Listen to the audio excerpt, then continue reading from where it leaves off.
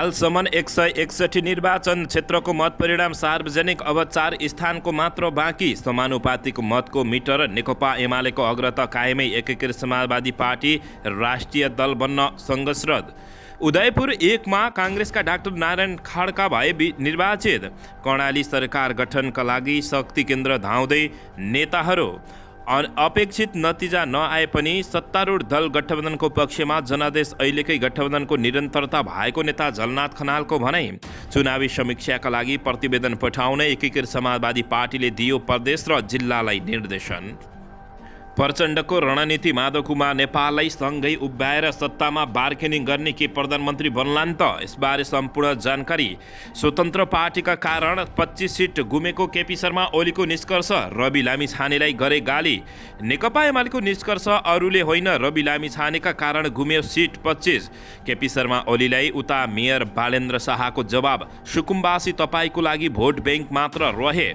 4 फन्को लगाएर जहाज काठमाडौँ मोडिएपछि विमानभित्र रुवावासी। सञ्चार मन्त्री ज्ञानेन्द्र बहादुर कार्कीको अग्रता कायमै, जित्ने पक्का। संसदीय यात्रामा गक्सीदारको पहिलो हार। नेकपा एमालेकी भगवती चौधरी 5000 भन्दा बढी मतान्तरले विजय। गगन कुमार थापालाई प्रधानमन्त्री बनाउन अभियान सुरु गर्ने विश्वप्रकाश शर्माको भनाई।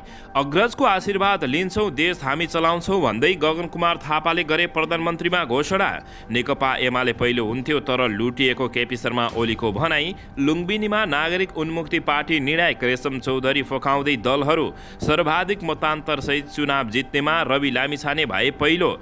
र काठमाडौँको सुकुम्बासीमा निकै ठुलो हङ्गामा। सुकुम्बासीको विरोध प्रदर्शन जारी। घेरे काठमाडौँ महानगरपालिकाको कार्यालय। बालेन शाहलाई खुकुरीले छप्काउने चेतावनी। अब हेर्नुहोस् पुरा समाचार। दर्शक महानुभावहरू नमस्कार। नेपाली न्युज टिभीको न्युज बुलेटिन खबरमा यहाँहरूलाई हार्दिक स्वागत छ। सदा झैँ आज पनि तपाईँहरूमाझ देश तथा विदेशका महत्त्वपूर्ण समाचार अपडेटका साथ उपस्थित भइसकेका छौँ। दर्शक महानुभावहरू, हामीलाई तपाईँहरूले कहाँदेखि हेर्दै हुनुहुन्छ नेपाल भए जिल्ला र ठाउँको नाम लेख्नुहोला। यदि विदेशमा हुनुहुन्छ भने आफू रहेको देशको नाम पनि लेख्न नभुल्नुहोला। र हाम्रो च्यानल नेपाली न्युज टिभीलाई अहिलेसम्म पनि सब्सक्राइब गर्नुभएको छैन भने सब्सक्राइब गर्नुहोला। साथै सँगै रहेको बेल आइकनलाई दबाउन पनि नभुल्नुहोला। आउनुहोस् दर्शक महानुभावहरू, आजको मुख्य खबरबाट सुरु गरौँ। दर्शकबिन प्रतिनिधि सभा सदस्य निर्वाचनतर्फ अहिलेसम्म 161 क्षेत्रको मत परिणाम सार्वजनिक भएको छ। 165 मध्ये अब 4 वटा क्षेत्रको मात्रै मत परिणाम आउन बाँकी रहेको निर्वाचन आयोगले जानकारी दिएको छ। निर्वाचन आयोगका अनुसार सुनसरी 4 मा मतगणना भइरहेको छ। सुनसरी 4 मा नेपाली काङ्ग्रेसका ज्ञानेन्द्र बहादुर कार्कीले अग्रता कायमी राखेका छन्। उनले 25,944 मत प्राप्त गरेका छन्। कार्कीलाई पछ्याइरहेका नेकपा एमालेका जगदीश प्रसाद कुशेतले 25,622 मत ल्याएका छन् भने दोलखा, स्याङ्जा र बाजुरामा भने विवादका कारण मतगणना नै सुरु हुन नसकेको अवस्था रहेको छ। अहिलेसम्म 161 ठाउँमध्ये काङ्ग्रेस 54, नेकपा एमाले 44, नेकपा माओवादी केन्द्र 17 र एकीकृत समाजवादी पार्टी 10 ठाउँमा विजय भएका छन्। त्यस्तै राष्ट्रिय स्वतन्त्र पार्टी राप्रपा र जसपाका उम्मेद्वार 7-7 स्थानमा विजय भएका छन्। स्वतन्त्र उम्मेद्वारले 5 ठाउँमा जित हासिल पारेका छन्। लोकतान्त्रिक समाजवादी पार्टी लोसपाले 4, नागरिक उन्मुक्ति पार्टीले 3 ठाउँमा जित हासिल पारेका छन्। जनमत पार्टी, राष्ट्रिय जनमोर्चा र नेपाल मजदुर किसान पार्टीले 1-1 स्थानमा जित हासिल गरेको खबर प्राप्त भएको छ। दर्शकबिन यसैबीच यता उदयपुरको क्षेत्र नम्बर 1 बाट प्रतिनिधि सभामा हाल परराष्ट्र मन्त्री रहेका नेपाली काङ्ग्रेसका नेता डाक्टर नारायण खड्का चौथो पटक विजय भएका छन्। खड्काले 31,270 मत ल्याउँदा निकटतम प्रतिस्पर्धी नेकपा एमालेकी मन्जु कुमारी चौधरीले 28,811 मत ल्याउँदै दोस्रो स्थान हासिल गरेकी छिन्। यस क्षेत्रमा 76,753 मत खसेको थियो। मतपरिणाम अनुसार 3,915 मत ल्याउँदै राप्रपाका ध्रुव कुमार रायमाझीले तेस्रो स्थान प्राप्त गरेका छन्। यस क्षेत्रमा 16 जनाले प्रतिस्पर्धा गरेका थिए। खड्कालाई रोक्न पुरानै प्रतिस्पर्धी नेकपा एमाले नेत्री मन्जु कुमारी चौधरी मैदानमा उत्रिए पनि सफल नभएको बताइएको छ। पूर्व शहरी विकास राज्य मन्त्री चौधरी डाक्टर खड्काको पुरानै प्रतिस्पर्धी हुन्। विक्रमसम्म 2074 सालको निर्वाचनमा वाम गठबन्धनको साथ पाएकी चौधरीलाई पराजित गरेका खड्का यसपटक सत्तारूढ दल गठबन्धनका साझा उम्मेद्वार रहेका हुन्।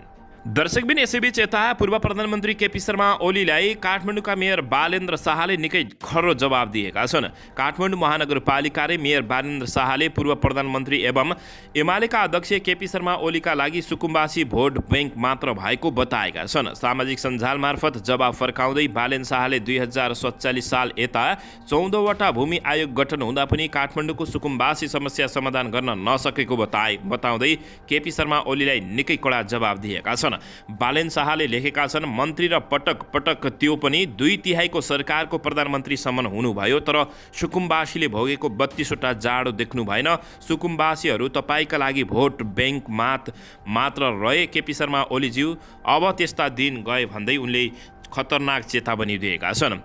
सम्माननीय पूर्व प्रधानमन्त्री केपी शर्मा ओलीज्यू, उनले भनेका छन्, अधिकार सम्पन्न बागमती सभ्यताको आग्रह र सामान्यमा काठमाडौँ महानगरपालिकाले आफ्नो जिम्मेवारी पूरा गर्दै गरेको कार्यप्रति तपाईँको धारणा थाहा पाएँ। तपाईँबाट नै यस्तो धारणा आउनु सामान्य विषय हो, किनभने 2047 साल यता 14वटा आयोग गठन हुँदा पनि काठमाडौँको सुकुम्बासी समस्या समाधान गर्न सक्नु भएन केपी शर्मा ओलीज्यू। मन्त्री र पटक पटक त्यो पनि 2/3 सरकारको प्रधानमन्त्री हुँदासम्म हुनुभयो, तर सुकुम्बासीले भोगेको 32वटा जाडो देख्नु भएन। सुकुम्बासीहरू तपाईँका लागि भोट र बैंक मात्र भए बरु तिनलाई गुठी आन्दोलन जस्ता आफ्नो स्वार्थ विपरीतका कुराहरूमा प्रयोग गर्नुभयो, त्यो पनि राजनीतिक स्वार्थवश भनेर निकै कडा जवाब दिएका छन्। तपाईँले जनता, नदी, नाला र नेवा सभ्यताको त्यत्रो माया भएको भए तपाईँको नेतृत्वमा लुहिटी सुन्धारा सकाएर सेतो टावर किन ठडाउनु भयो? हनुमान ढोकाको पुनर्निर्माणमा नेवा सभ्यताको मौलिकता नासेर विदेशीलाई निर्माण गर्न दिने कार्यलाई कसरी अगाडि बढाउनु भयो? यी सबै हेर्दा नेवा सभ्यता जोगाउने, नदी क्षेत्रको अतिक्रमण रोक्ने कार्यको तपाईँले विरोध गर्नु असामान्य होइन भनेर इतिहासकै खरो जवाब दिएका छन्। तर अब परिस्थिति फेरिएको छ, नेपाली जनता सचेत भइसकेका छन्, यसैले सकेको सहयोग गर्नुहोला, तर कसैका विरुद्ध कसैलाई प्रयोग गर्ने कुचेष्टा नगर्नुहोला भनेर बालेन्द्र शाहले निकै कडा जवाब दिएका छन्। दर्शक महानुभावहरू, तपाईँहरू के भन्न चाहनुहुन्छ? केपी शर्मा ओलीलाई यसको बारेमा अवश्य पनि प्रतिक्रिया दिन नभुल्नुहोला। योभन्दा पहिला पूर्व प्रधानमन्त्री केपी शर्मा ओलीले बालेन्द्र शाहलाई निकै तुच्छ व्यवहार देखाएका थिए भने विभिन्न गाली गलौज समेत गरेका हुन्। दर्शकबिन यसैबीच यता नेकपा एमालेका अध्यक्ष एवं पूर्व प्रधानमन्त्री केपी शर्मा ओलीले आफूले रवि लामिछानेका कारण 25 सिट गुमाएको बताएका छन्। नेकपा एमाले मङ्सिर 4 मा सम्पन्न प्रतिनिधि सभा सदस्य निर्वाचनमा स्वतन्त्र उम्मेद्वारहरू राष्ट्रिय स्वतन्त्र पार्टी समेतका कारण आफ्नो पार्टीले कम्तीमा 25 देखि 30 सिटसम्म गुमाउनु परेको प्रारम्भिक निष्कर्ष निकालेको छ। नेकपा एमाले गरेको चुनावको अनौपचारिक समीक्षामा पार्टीले जित्ने निश्चित भएका 8 निर्वाचन क्षेत्रमा स्वतन्त्र उम्मेद्वार हावी भएको र पार्टीका उम्मेद्वार र उपविजेता भएको औल्याउँदै प्रत्यक्षमा करिब 8 सिट र समानुपातिकमा 17 सिट गुमाउनु परेको निष्कर्ष निकालेका छन्। नेकपा एमाले काठमाडौँ 2 र 5 तथा चितवन 1 र 2 मा चुनाव जित्नेमा ढुक्क रहेको थियो। काठमाडौँ 2 मा राष्ट्रिय स्वतन्त्र पार्टीका उम्मेद्वारले चुनाव जिते। काठमाडौँका अन्य क्षेत्रमा पनि नेकपा एमाले राष्ट्रिय स्वतन्त्र पार्टीसँग दोस्रो भएको थियो। चितवन 1 र 2 मा पनि राष्ट्रिय स्वतन्त्र पार्टीका उम्मेद्वार पहिलो हुँदा नेकपा एमाले उम्मेद्वार दोस्रो स्थानमा आएका हुन्। सत्तारूढ दलबीच गठबन्धन नभएको भए प्रत्यक्षतर्फ 100 सिट कटाउने समीक्षा नेकपा एमालेको रहेको थियो। हारजित भएका स्थानमा पनि झिनो मत रहेको समीक्षा गर्दै नेकपा एमाले आफू माथि स्वतन्त्र र राष्ट्रिय स्वतन्त्र पार्टीका नाममा प्रहार भएको निष्कर्ष निकालेको छ। हामीले निर्वाचनको सामान्य समीक्षा गरेका छौँ। स्वतन्त्र पार्टी वा उम्मेद्वार नभएको भए 25 देखि 30 सिट नेकपा एमालेको पक्षमा आउने देखियो। गठबन्धन नभएको भए प्रत्यक्षमै 100 सिट पुग्ने अवस्था देखियो। एमालेका एक पदाधिकारीले भनेका छन्, नेकपा एमाले भित्र अझै अराजकता कायमी रहेको महसुस भएको ती पदाधिकारीले बताएका छन्। नेकपा एमाले अहिले प्रत्यक्षतर्फ 44 सिट प्राप्त गरिसकेको छ। समानुपातिकमा अन्य दलभन्दा नेकपा एमाले अगाडि रहेको छ। प्राप्त मतमा धेरैजसो स्थानमा नेकपा एमाले दोस्रो भएको छ। नेकपा एमाले आफ्ना उम्मेद्वार दोस्रो भएका स्थानमा पार्टीको मत स्वतन्त्र उम्मेद्वारहरूमा गएको निष्कर्ष पनि निकालेको छ। दर्शकबिन यसैबीच यता 4 फन्को लगाएर जहाज काठमाडौँमै मोडिएपछि विमानभित्र रुवाबासी चलेको छ। काठमाडौँबाट सिमारा आएको बुद्ध एयरको जहाज मङ्गलबार दिउँसो सिमारा विमानस्थलमा अवतरण नगरी पुनः काठमाडौँ फर्किएको हो। ल्यान्डिङ गियरमा समस्या देखिएपछि जहाज सिमराको आकाशमा 4 फन्को लगाएर पुनः काठमाडौँ पुगेपछि रुवाबासी चलेको छ। सिमरा ल्यान्ड गर्न नसकेको जहाज काठमाडौँ स्थित त्रिभुवन अन्तर्राष्ट्रिय विमानस्थलमा सहजै अवतरण गर्यो। उक्त जहाजको यात्रुलाई अर्को विमान चढाएर पुनः सिमरा लगिएर छाडिएको हो। यस बीचमा जहाजको तर्फबाट प्राविधिक गडबडीका कारण समस्या आएको जानकारी यात्रुलाई दिएको हो। तर काठमाडौँबाट सिमरा फर्किनका लागि दिउँसो 1:40 बजीको टिकट लिएर साँझ करिब 6 बजी सिमरा विमानस्थल ओर्लदासम्मको समय भने यात्रुका लागि निकै कहानी लाग्दो बनेको हो। बुद्ध एयरको उडान नम्बर U4555 नम्बरको जहाजमा प्राविधिक समस्या देखिँदा समस्या आएको हो। विमानभित्रै रहेका 12 का पत्रकार श्यामबाबु यादवले अत्यन्तै त्रासदायीपूर्ण वातावरणको समीक्षा भोग्नु परेको सुनाएका छन्। उडान समयभन्दा झन्डै 1 घण्टा ढिलो उडेको जहाज सिमरा विमानस्थलमाथि 4 फन्को लगाएर पुनः काठमाडौँ फर्किँदा यात्रुहरू निकै त्रास्त हुन पुगेको जानकारी प्राप्त भएको छ। विमान काठमाडौँ फर्किएपछि यात्रुहरूमा रुवासी चलेको र पुनः सिमरा ल्याएर छाडिदिएपछि मात्रै राहतको सास फेरेको यादवको भनाइरहेको छ। सिमरा आइपुगेपछि अरू बेला जस्तै अवतरण हुन्छ भन्ने सोच्यो, तर प्राविधिक कारणले अवतरण गर्न नसकेको जानकारी पाइयो। यादवले भने 4 पटकसम्म आकाशमै घुमाइयो, त्यसपछि पनि अवतरण गर्न नसकेपछि जहाज काठमाडौँ फर्किएको मोडिएको बताइएको छ। यसबीचमा चालकले विमानलाई सिमारामै अवतरण गराउने थुप्रै प्रयास गरे पनि सफल नभएको उनले बताएका छन्। करिब 20 मिनट जति एकै ठाउँमा विमानलाई होल्ड गरेर समेत राखियो। यादवले भने तर पनि सम्भव नभएर होला विमानलाई सकुशल काठमाडौँ फर्काउने काम भयो। काठमाडौँमा भने अवतरण गर्ने बेला कुनै समस्या देखिएन। काठमाडौँ अवतरण गराए लगत्तै यात्रुले अर्को जहाजमा चढाएको र 1 घण्टाभन्दा बढी समय विमानमै राखेर सिमरा ल्याइएको उनले जानकारी दिएका छन्।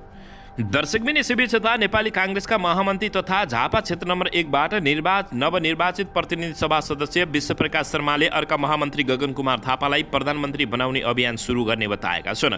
मङ्गलबार काठमाडौँ स्थित महामन्त्री गगन कुमार थापाको घरमा बधाई ज्ञापन गर्नु पुगेका महामन्त्री विश्वप्रकाश शर्माले गगन कुमार थापालाई प्रधानमन्त्री बनाउने अभियान सुरु गर्ने बताएका हुन्। झापा क्षेत्र नम्बर 1 बाट प्रतिनिधि सभा सदस्यमा निर्वाचित भएपछि काठमाडौँ आएका विश्वप्रकाश शर्मा विमानस्थलबाटै सिधै थापा निवास रातोपुल पुगेर बधाई तथा प्रधानमन्त्री बन्ने शुभकामना व्यक्त गरेका थिए।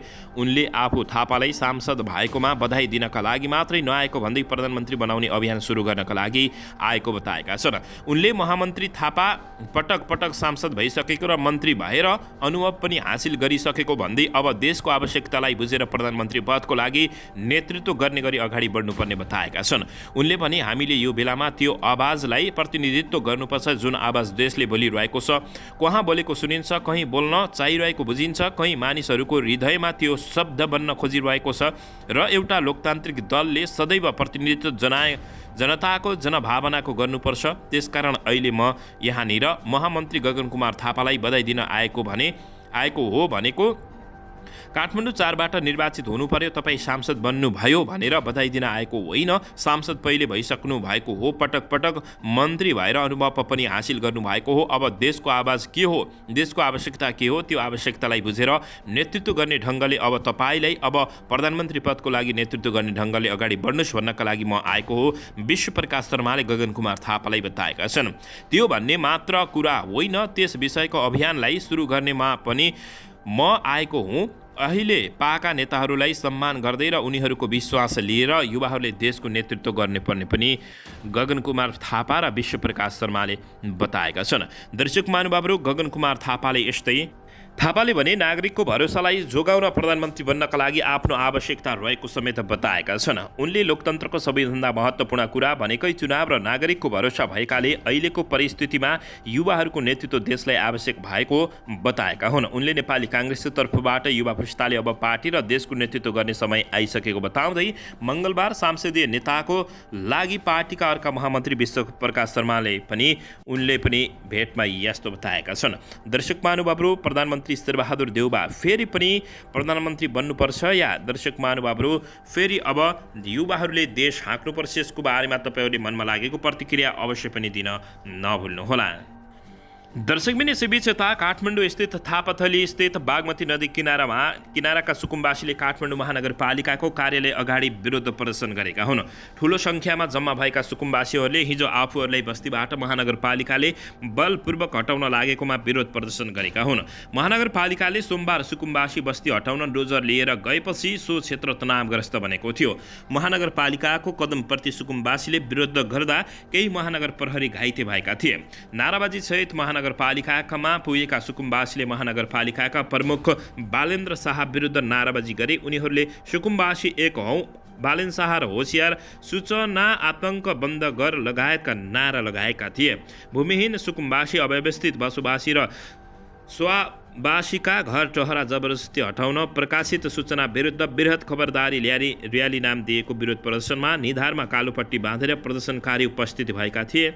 सुकुम्बासी सम्बन्ध 2 दर्जनभन्दा बढी सङ्गठन र मोर्चाहरूको नाममा विरोध प्रदर्शन भएको थियो। खुकुरी नचाउँदै काठमाडौँका मेयर बालेन्द्र शाहलाई दर्शक महानुभावहरू बालेन्द्र शाहलाई मार्ने समेत चेतावनी दिएका छन्। दर्शकबिन यसैबीच यता प्रचण्डले रणनीति अप्नाउँदै माधव कुमार नेपाललाई सँगै उभ्याएर सत्तामा बार्गेनिङ गर्ने रणनीति लिएको बुझिएको छ। अन्तिम मतपरिणाम आई नसक्दै नेकपा माओवादी केन्द्र एकीकृत समाजवादी पार्टीसँग पार्टी एकता सम्वाद थालिएको छ। सोमबार माओवादीका केन्द्रका अध्यक्ष पुष्पकमल दाहाल प्रचण्ड र एकीकृत समाजवादीका अध्यक्ष माधव कुमार नेपाल बीच प्रक्रियाबारे नै संवाद भएको नेताहरूले बताएका छन्। स्रोतका अनुसार संवादका क्रममा दुवै नेता पूर्व सहमति अनुसार एकता प्रक्रिया अगाडि बढाउन सकारात्मक रहेका छन्। लगत्तै एकीकृत समाजवादी पार्टीको पार्टी बैठक बसेर समेत बसेको छ, तर अन्तिम परिणाम आउन बाँकी रहेकाले कुनै ठोस निर्णय नभएको नेताहरूले बताएका छन्।